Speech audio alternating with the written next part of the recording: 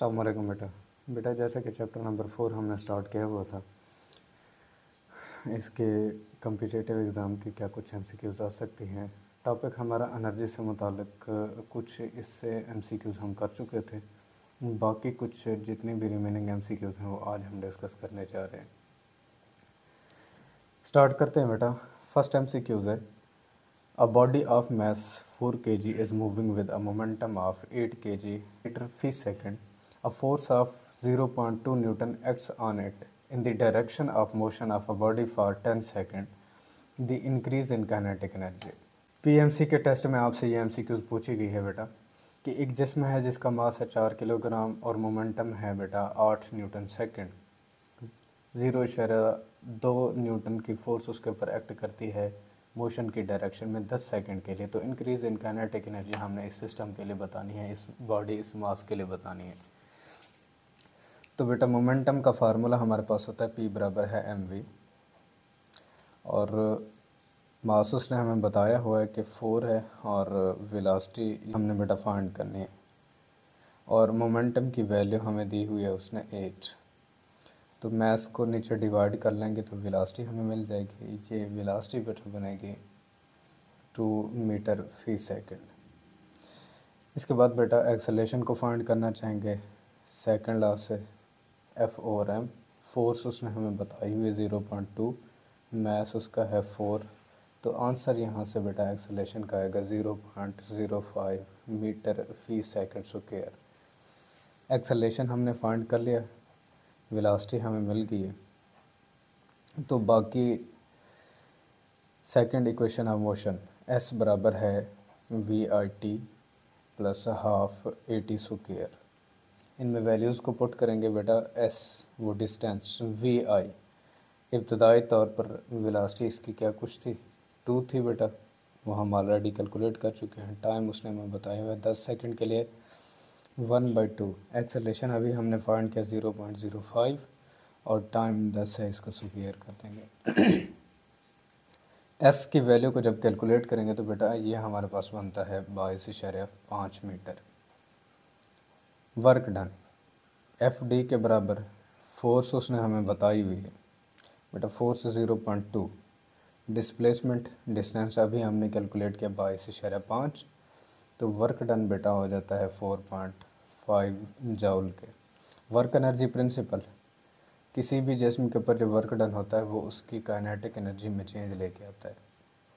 तो हमने उसकी इंक्रीज़ इन काइनेटिक एनर्जी बतानी थी, तो बेटा वो आती है 4.5 जूल के। ऑप्शन सी करेक्ट है बेटा। सेकंड एमसीक्यूज है, an object of mass m is released from rest from the top of a smooth inclined plane of a height h, its speed at the bottom of the plane is proportional to. कि एक object है जिसका मास m है, इसे एक inclined plane के top से release किया गया है और उस इंक्लाइंड प्लेन की हाइट है बेटा h।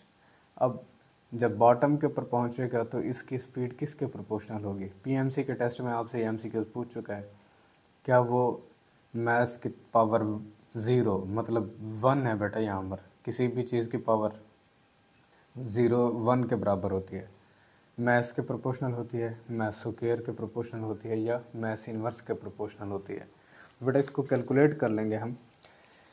Work energy principal, change in kinetic energy के बराबर होता है किसी भी जिस्म के ऊपर किया जाने वाला वर्क डन। तो यहाँ से वर्क डन mgh हाइट से आ रहा है, और इधर से half mvf square minus half mvi square. ठीक है बेटा, चेंज इन काइनेटिक एनर्जी आप इसको इस तरह से भी डिफाइन कर सकते हैं। अब इनिशियली तौर पर रेस्ट पे था, इनिशियली रेस्ट में है बॉडी, तो यहाँ वी आई ज़ीरो हो जाएगी। फैक्टर हमारे पास है M G H is equal to half M V F square. अब यहाँ से बेटा थोड़ी सी रीअरेंजमेंट कर लेते हैं। मैथ्स को मैथ्स से कैंसिल आउट कर दें। 2GH is equal to V F square, आप अंडर रूट करें दोनों तरफ से, वी एफ बराबर होगा 2GH अंडर रूट। दो चीज़ों के ऊपर डिपेंड कर रहा है, हाइट के ऊपर डिपेंड कर रहा है, ग्रेविटेशनल एक्सेलरेशन के ऊपर डिपेंड कर रहा है, किसी किस्म का मास का फैक्टर नहीं है। तो इसीलिए ए ऑप्शन करेक्ट है। कि मैस के ऊपर डिपेंड नहीं करता, इंडिपेंडेंट ऑफ मैस है। थर्ड एमसीक्यूज है the work done by a body against the friction always results into the loss in kinetic energy, loss of potential energy, gain in kinetic energy या gain in potential energy. तो हमेशा याद रखिएगा बेटा, friction के against जब भी work done किया जाता है वो work done on the behalf of kinetic energy किया जा रहा होता है। मतलब कोई भी सिस्टम, कोई भी बॉडी अपनी एनर्जी लूज़ करती है, अपनी एनर्जी कंजप्ट करती है, तो loss in kinetic energy, option A correct है।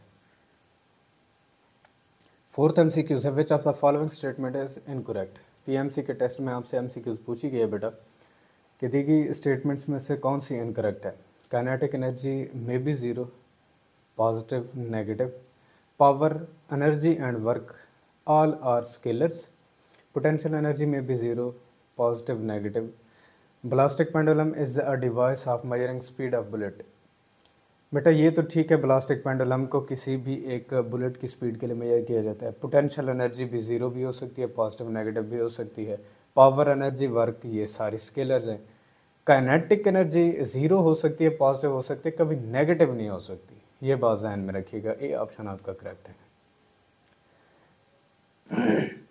फिफ्थ एमसीक्यूज है बेटा, if force acting on a body is inversely proportional to its speed then its kinetic energy. PMC के टेस्ट में आपसे एमसीक्यूज पूछी गई है कि अगर एक जिस्म के ऊपर अमल करने वाली फोर्स वो उसकी स्पीड के इनवर्सली प्रोपोर्शनल हो जाए तो उसकी काइनेटिक एनर्जी का रिलेशन बेटा क्या होगा।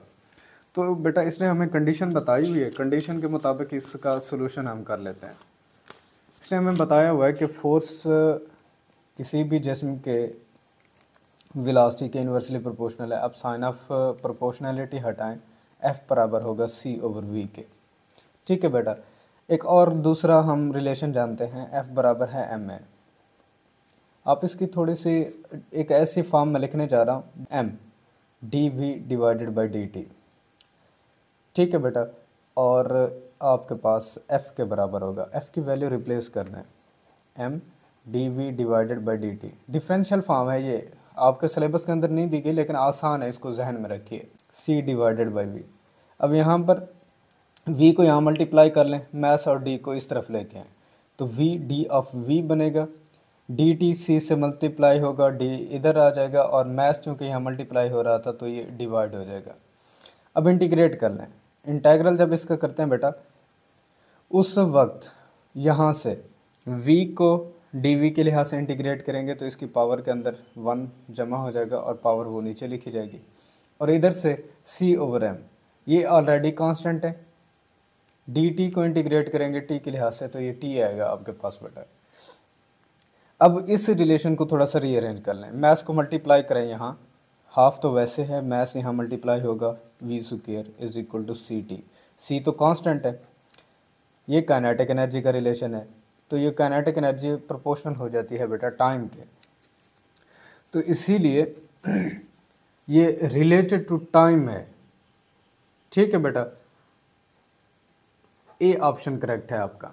सिक्स्थ एमसीक्यूज है, a truck and a car moving with the same kinetic energy are brought into the rest after brakes are applied which provides equal retarding force, which of them will come to the rest in short distance. PMC के test में आपसे MCQs पूछी गई है बेटा कि एक car और ट्रक जिनकी सेम काइनेटिक एनर्जी है, आप उनको रेस्ट के अंदर लेके आते हैं, कैसे आपने उनके ऊपर ब्रेक्स अप्लाई करके एक जैसी रिटार्डिंग फोर्स अप्लाई कर दी है, तो कौन सा पहले रेस्ट के अंदर आएगा शॉर्ट डिस्टेंस को कवर करते हुए। पीएमसी के टेस्ट में आपसे एमसीक्यूज पूछी हुई है उसने बेटा। अब इसके लिए बेटा हमने कुछ कैलकुलेशंस करनी है। वर्क एनर्जी प्रिंसिपल बेटा, जितना कुछ वर्क डन हो रहा होगा वो उसकी काइनेटिक एनर्जी में चेंज लेके आता है। अब काइनेटिक एनर्जी सबके लिए सेम है तो इसका मतलब सब को मूव कराने के लिए एक जैसा वर्क डन इस्तेमाल करना पड़ेगा। ठीक है बेटा, वर्क डन भी सेम हो जाएगा। अब अगर वर्क डन सेम है तो रिटार्डिंग फोर्स एक जैसी लगाई जा रही है, work done F D, force constant है, वर्क कांस्टेंट है, तो मतलब एक जैसे डिस्टेंस के बाद दोनों स्टॉप हो जाएंगे, ये भी सेम होगा। ठीक है बेटा, एक जैसा डिस्टेंस कवर करेंगे और इसके बाद स्टॉप हो जाएंगे। सी ऑप्शन आपका करेक्ट है, both truck and car travel same distance before coming to the rest. 7th MCQ है 120 gram mass has a velocity v 2i plus 5j metre फी second at a certain instant its kinetic energy is. PMC के test में आपसे MCQs पूछी गई है।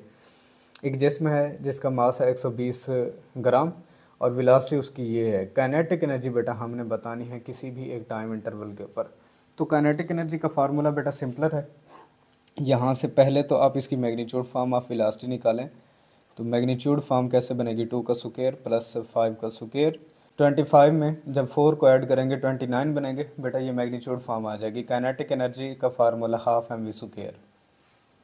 ठीक है बेटा, मैथ्स उसने हमें बताया हुआ है। मैथ्स को पहले आप अगर ग्राम से किलोग्राम के अंदर बदलना चाहेंगे 10⁻³ और इसके साथ 29 और इसका स्क्वायर आपने कर लेना है और हाफ से इसको बेटा मल्टीप्लाई भी कर लेना है। तो आपके पास आंसर आता है बेटा 1.74 जूल के। डी ऑप्शन आपका करेक्ट है।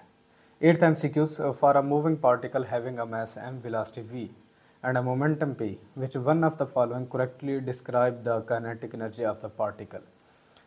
तो बेटा यहाँ पर आपके पास सिंपलर है, हम पीछे भी दे चुके हैं। काइनेटिक एनर्जी हमेशा p square divided by 2m के बराबर होती है।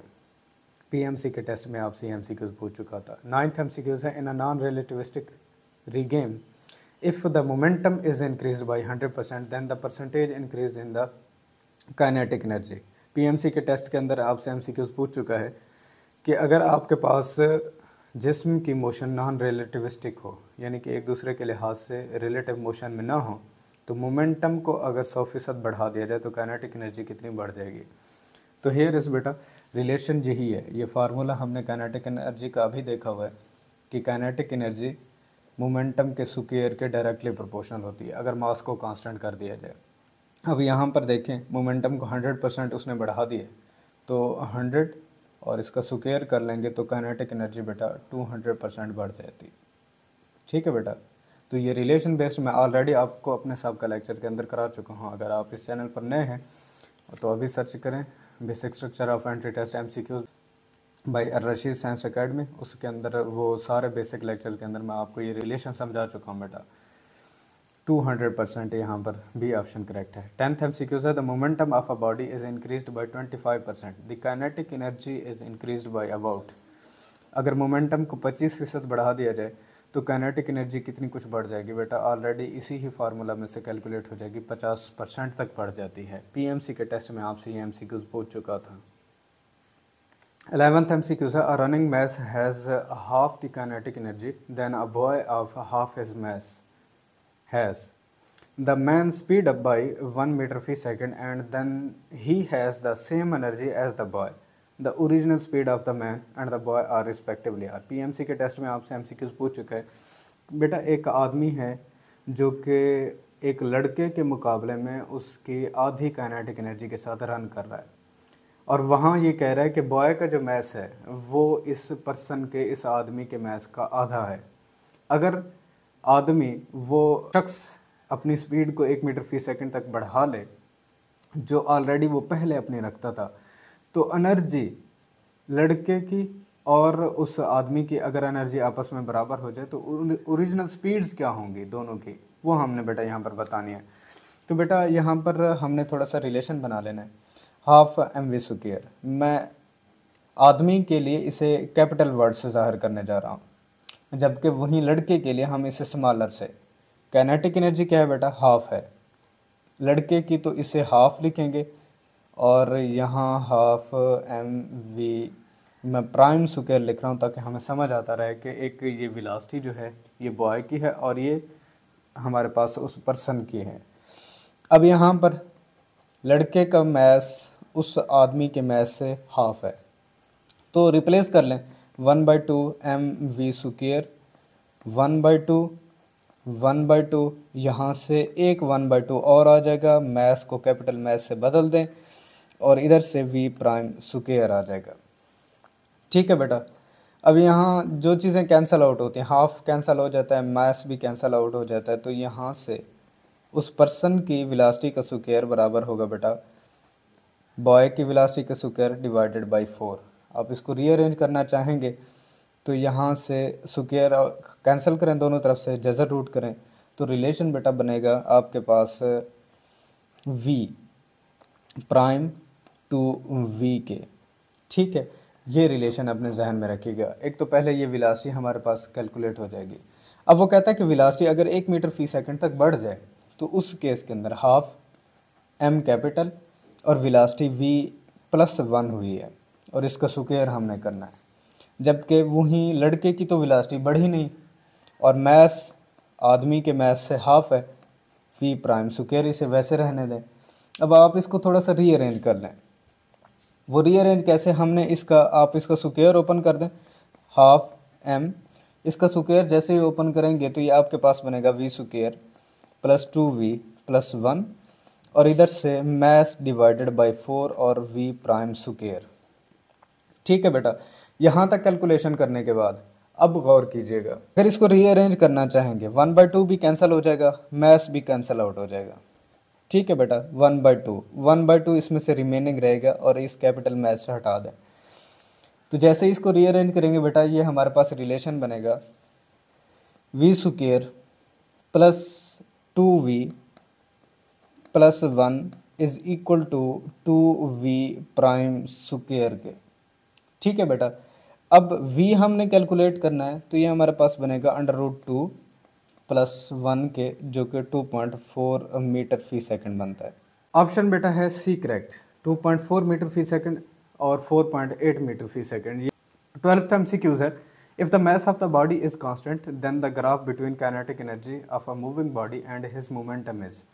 PMC के टेस्ट में आपसे ये MCQs पूछी गई है बेटा कि अगर किसी जिस्म का मैस कांस्टेंट कर दिया जाए तो काइनेटिक एनर्जी और मोमेंटम के दरमियान में ग्राफ किस तरह का होगा। हियर इज काइनेटिक एनर्जी का बेटा फार्मूला हमारे पास है, अभी हमने MCQs के अंदर देखा, p square divided by 2m। मास को कांस्टेंट आप कर दें तो यहाँ से काइनेटिक एनर्जी मोमेंटम के स्क्वायर के डायरेक्टली प्रोपोर्शनल बनती है। तो इनका ग्राफ बेटा किस तरह का होगा। हियर इज आप ग्राफ बनाना चाहेंगे तो मोमेंटम और इधर से काइनेटिक एनर्जी।